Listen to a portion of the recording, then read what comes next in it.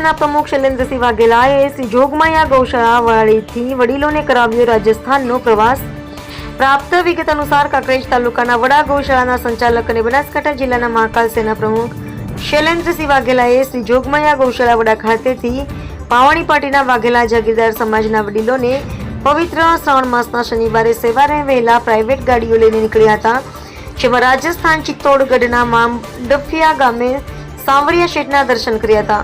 અને ચિત્તોડ દુર્ગ દર્શન કરી જ્યાંથી જય શમુન ઢેબર તળાવનો નજારો માણ્યો હતો અને ત્યારે શનિદેવના દર્શન કરી ચિત્તોડમાં રાત્રિ રોકાણ કરીને રવિવારે સવારે વડા ખાતે પરત ફર્યા હતા।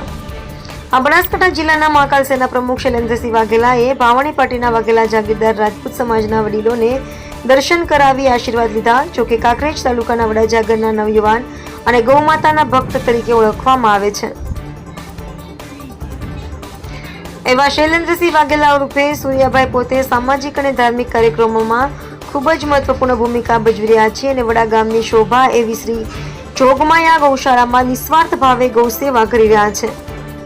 જેમાં દાનવીર દાતાઓ દ્વારા ગૌમાતાને ઘાસચારા માટે ગૌ ભક્તો યથાશક્તિ મુજબ